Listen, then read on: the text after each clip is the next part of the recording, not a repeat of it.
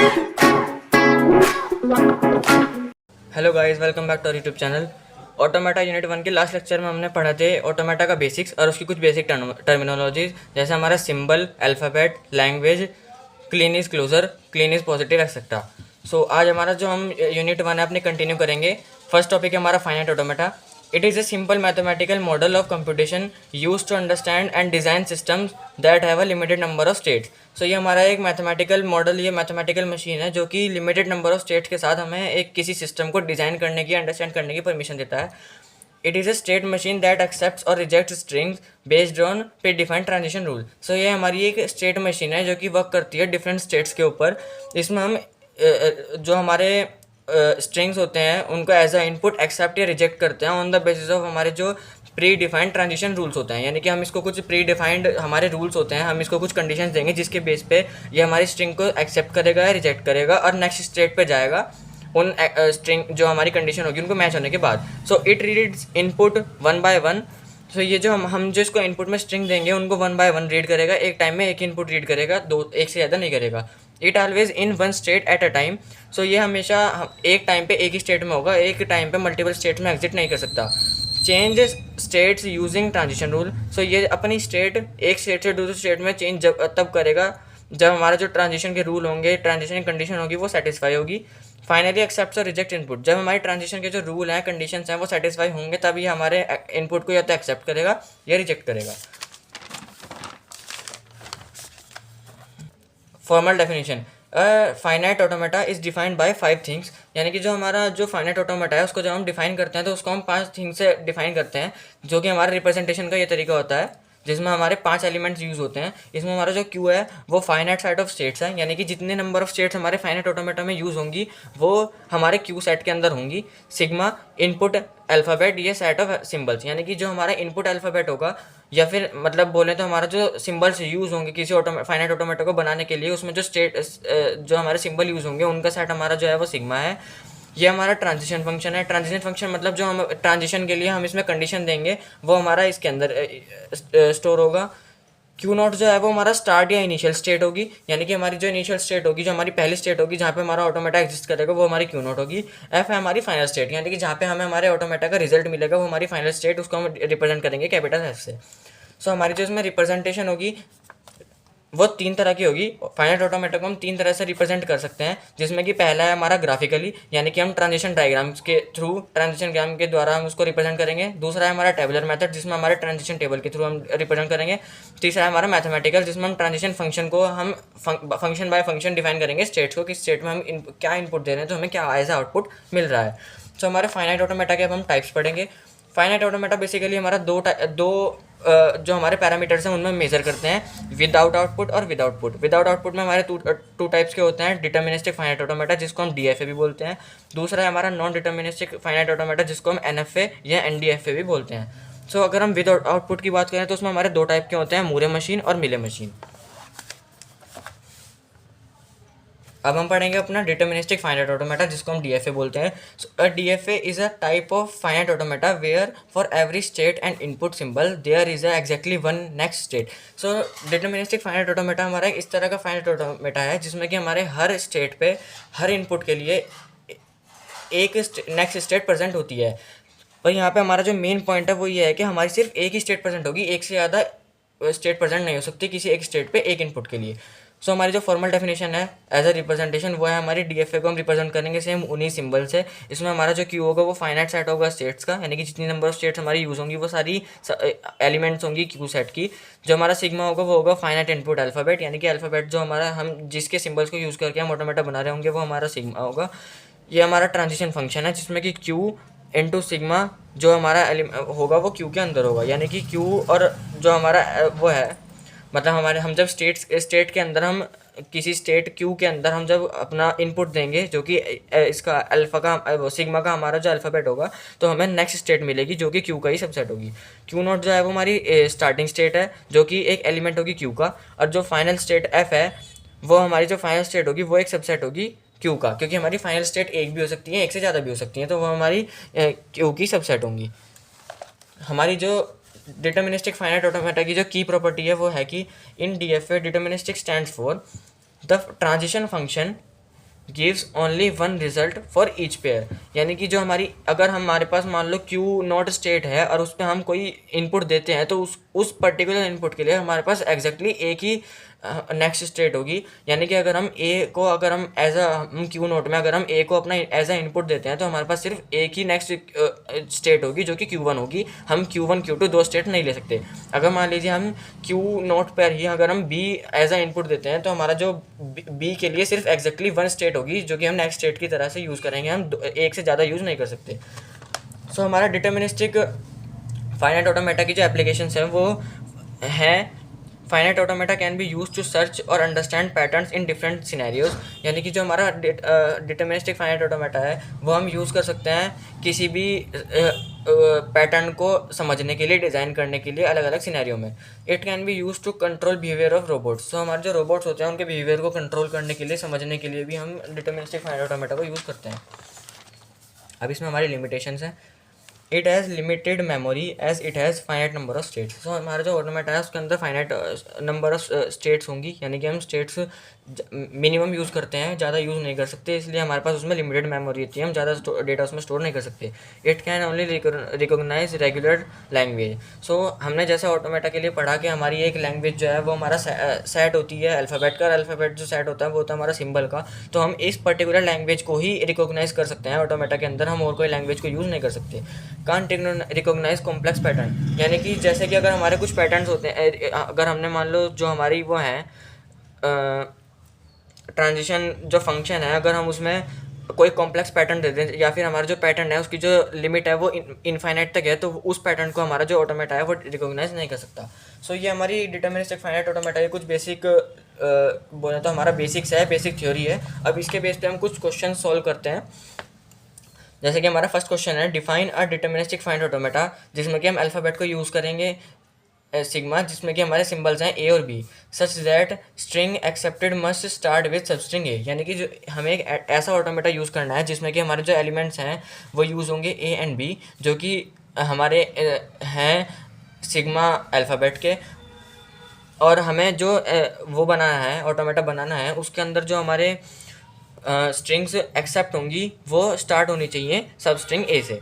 सो इसमें हमारी जो पॉसिबल ऑटोमेटा है वो कैसे होगा, ए तो हमारी जो मिनिमम एलिमेंट है वो हो गया। अब हम ए से स्टार्ट होने वाले सभी जो भी हमारे वो होंगे कॉम्बिनेशन या स्ट्रिंग, उनको हम एक्सेप्ट कर सकते हैं। जैसे A B, A B, A B या ए बी ए, इसमें हम कुछ भी लिख सकते हैं इनफाइनाइट तक। सो इसमें जो हमारी क्यू नोट होगी वो हमारी इनिशियल स्टेट होगी, जिसमें कि अगर हम अब जैसे कि हमें फर्स्ट एलिमेंट जो है वो ए इनपुट करवाना है, तो हमने इसमें नेक्स्ट स्टेट पे जाने के लिए हमने ए इनपुट दिया, वहाँ से हम पहुँच गए Q1 पे। अब क्योंकि हमारी कंडीशन थी कि जो हमारी स्टेट है वो जो स्ट्रिंग है वो ए से स्टार्ट होनी चाहिए, तो इसलिए हमारी अब Q1 हमारी जो स्टेट है उसमें हमारे जितने भी एलिमेंट होंगे वो ए से स्टार्ट होने वाले होंगे। तो अगर हम इसके ऊपर एक सेल्फ लूप लगा दें जिसमें कि हमारा ए भी आ सकता है और बी भी आ सकता है, तो अगर हम अगर मान लो हमारा यहाँ पे ए आ गया, अब हम अगर इसमें मान लो सेल्फ लूप की वजह से अगर मान लो हमने यहाँ पे इंसर्ट किया ए, तो हमारा जो हो गया वो डबल ए हो गया। हमारी कंडीशन यहाँ पे सेटिस्फाई हो रही है क्योंकि हमारा जो स्ट्रिंग है वो ए से स्टार्ट हो रही है, इसलिए ये भी सेटिस्फाई हो गई। अब मान लो अगर हमारे पास ए है और यहाँ पे हमारा सेल्फ लूप के लिए हमारा जो इनपुट आया वो बी आया,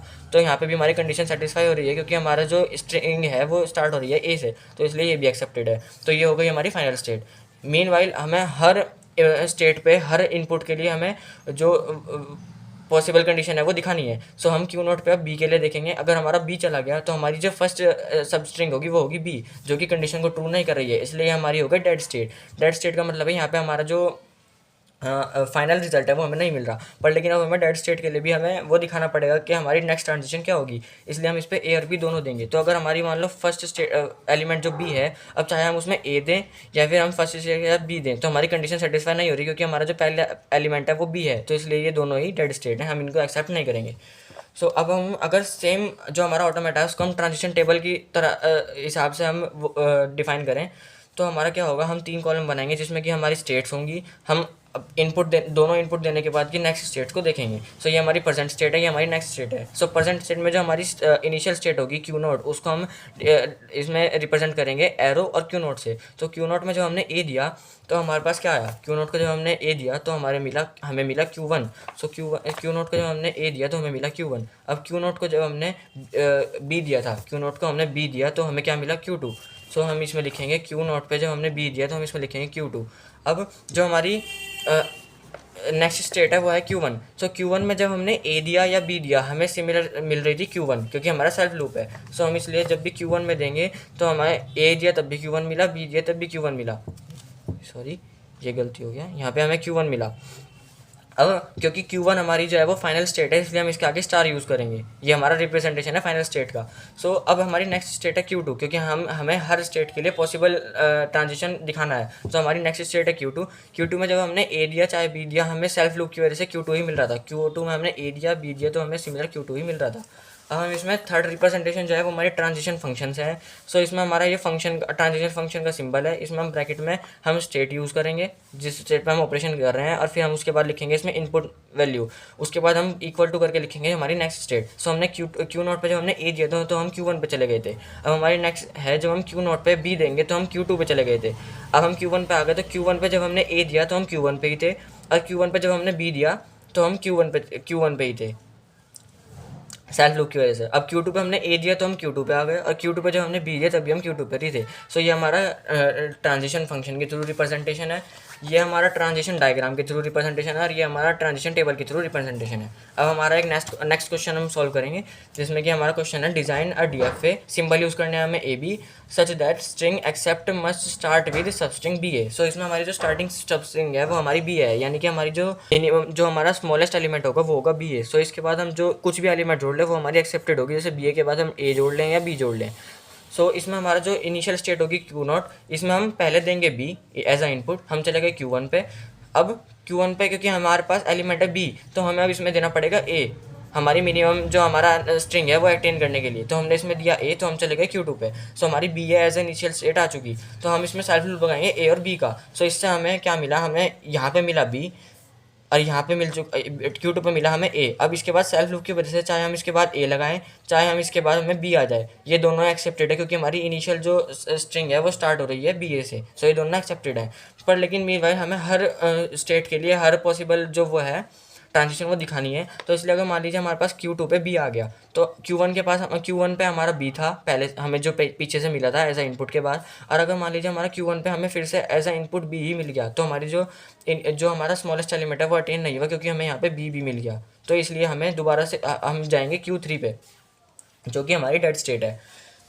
और अगर मान लीजिए हमें Q2 पे हमारा इनिशियली कुछ नहीं है तो अगर हमें B मिल रहा था तो हम Q1 पे जा रहे थे क्योंकि हमें हमारी मिनिमम सिंबल अटेन करने थे। पर लेकिन अगर मान लीजिए हमें A मिल गया तो हम Q3 पे पहुंच जाएंगे जो कि हमारी डेड स्टेट है। अब Q3 के लिए हमारी ट्रांजिशन क्या होगी, A और B। अगर मान लीजिए हमारे पास यहाँ से B as a input B भी आ गया, अब हम इसके बाद कुछ भी जोड़ ले चाहे A चाहे B, ये हमारी डेड ही होंगी जो कि एक्सेप्ट नहीं होंगी, ठीक है। और अगर यहाँ पे मान लीजिए हमारे पास इनिशियली A आया तो इनिशियली A आने के बाद चाहे हम इसके बाद A जोड़ ले चाहे B जोड़ ले, ये हमारी BA नहीं बनी तो हमारी एक्सेप्टेड नहीं होगी, इसलिए दोनों की दोनों ही नॉट एक्सेप्टेड है। सो ये हमारा डायग्राम हो गया। अब डायग्राम को हम टेबुलर फॉर्म में रिप्रेजेंट करेंगे।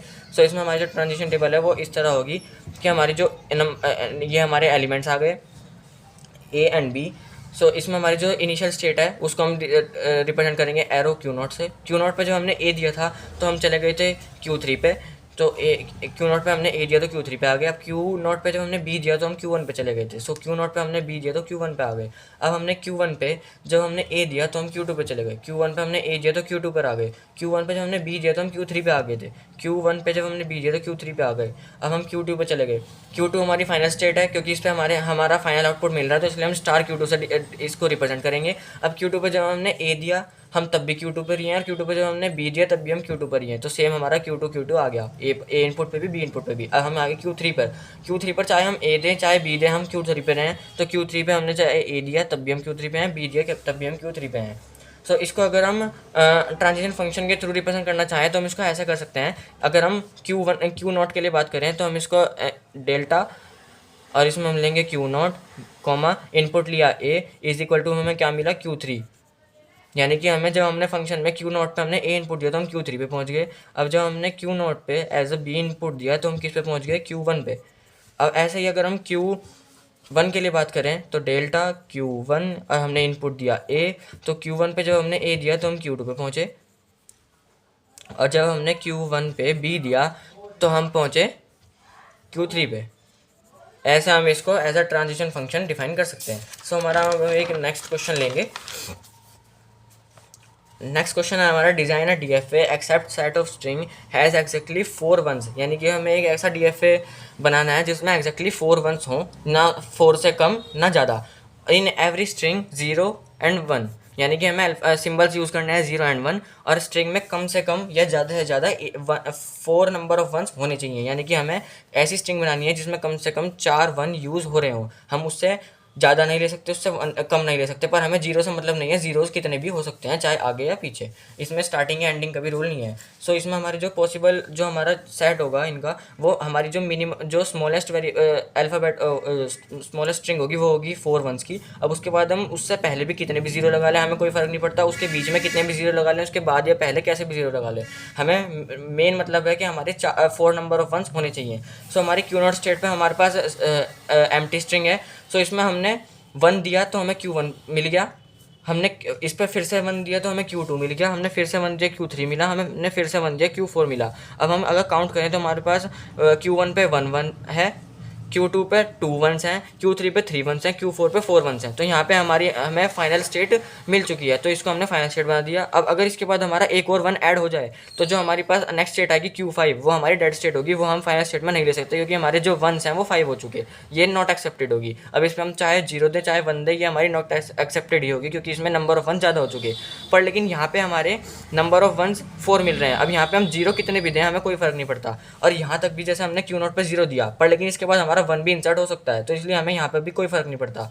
अब Q1 पे जब हमने 0 दिया तो हमारा 0 ऐड हो गया, पर लेकिन नंबर ऑफ 1 ही है, इसलिए हमें कोई फ़र्क नहीं पड़ता। अभी हमारे पास नंबर ऑफ वंस की हमारे पास काउंटिंग है जो हम इंसर्ट कर सकते हैं, क्योंकि हमें एक्जैक्टली 4 चाहिए, तो जब तक हमारे पास 4 नहीं होते तब तक हम उसमें वैल्यू इंसर्ट करवा सकते हैं। सो अगर मान लीजिए यहाँ पे हमारी एम्प्टी है और हमें 0 मिल गया, पर लेकिन जब हम दोबारा इनपुट कराएंगे तो हमें 1 मिल गया, तो यानी कि अभी हमारे पास नंबर ऑफ वंस कितने हैं 1, इसलिए हम अभी इसमें इनपुट करवा सकते हैं। अब चाहे इसके बाद हम दोबारा Q1 पर ही 0 0 भी अटेंड करते रहें, हमें तब भी कोई फ़र्क नहीं पड़ता, तो इसलिए हमारा यहाँ पे सेल्फ लूप लग गया 0 का। चाहे कितने भी नंबर ऑफ 0 आ जाए हमें कोई फ़र्क नहीं पड़ता, हमें मेन मतलब है हमारे नंबर ऑफ वंस जो है 4 होने चाहिए, इसलिए हमारी फाइनल स्टेट होगी। आज जब हम इसको टेबल में रिप्रेजेंट करेंगे, क्यू नोट हमारी इनिशियल स्टेट है इसलिए हमने उसको एरो से रिप्रेजेंट किया। अब उसमें जब हमने 0 दिया तो हमारा क्यू नोट ही था, जब हमने 1 दिया तो Q1 पे चला गया, तो हमने 0 दिया तो क्यू नोट, 1 दिया तो Q1। अब हम Q1 पे आ गए, Q1 पे हमने 0 दिया तो Q1 पे ही, Q1 पे हमने 1 दिया तो Q2, Q1 पे हमने 0 दिया तो Q1, Q1 पे हमने 1 दिया तो Q2। अब Q2 पे आ गए, Q2 पे हमने 0 दिया तो Q2 एज इट इज़, और Q2 पे जब हमने 1 दिया तो Q3 पे आ गए, Q2 पे हमने 0 दिया तो एज इट इज़ Q2, और Q2 पे 1 दिया तो हमने Q3 पे आ गए, Q3 पे जब हमने 0 दिया तो Q3 एज इट इज़, और 1 दिया तो हमने Q4 पे आ गए जो कि हमारी फाइनल स्टेट है। तो Q3 पे हमने 0 दिया तो Q3 पे हमने 1 दिया तो Q4। अब हम आ गए Q4 पे, Q4 हमारी फाइनल स्टेट है इसलिए हम स्टार से रिप्रेजेंट करेंगे। Q4 पे जब हमने 0 दिया तब हम Q4 पे हैं, और जब हमने Q4 पे हमने 1 दिया तो हम Q5 पे चले गए। अब Q5 पे चाहे हम 0 दें चाहे 1 दें, हम Q5 पर ही रहेंगे क्योंकि हमें उसके बाद कोई मतलब नहीं है, क्योंकि हमारे नंबर ऑफ वंस बढ़ चुके हैं, हमारे एक्सीड हो चुके हैं, इसलिए हमें कोई मतलब नहीं है, तो इसलिए हम Q5 पर ही रहेंगे। सो अगर हम इसको अब ट्रांजिशन फंक्शन के थ्रू रिप्रेजेंट करें तो हमारे इसमें आ गया डेल्टा Q नॉट, इसमें 0 दिया तो हमारा क्या, Q नॉट पे हमने 0 दिया तो Q नॉट, और डेल्टा Q नॉट पे हमने जब 1 दिया तो हम किस पे आ गए Q1 पे। तो ऐसे ही हमारे जो हुए हैं वो कंटिन्यू होते रहेंगे। सो हम इसको ऐसे रिप्रेजेंट कर सकते हैं। सो ये हमारे कुछ बेसिक क्वेश्चंस थे हमारे डिटर्मिनिस्टिक फाइनाइट ऑटोमेटा को डिफाइन करने के। इसके बाद हम आगे कुछ अपने एडवांस टाइप के क्वेश्चंस फॉलो करेंगे जो कि थोड़े हार्ड भी होंगे, जिनमें हमें थोड़ा सा लॉजिक और जो हमारी थ्योरेटिकल कॉन्सेप्ट है वो थोड़ा सा ज़्यादा लगाना पड़ेगा। इसलिए उन्हें समझने के लिए हमारे चैनल से कनेक्टेड रहें, हमारे वीडियो को लाइक करें, stay connected, subscribe to our YouTube channel. Thank you.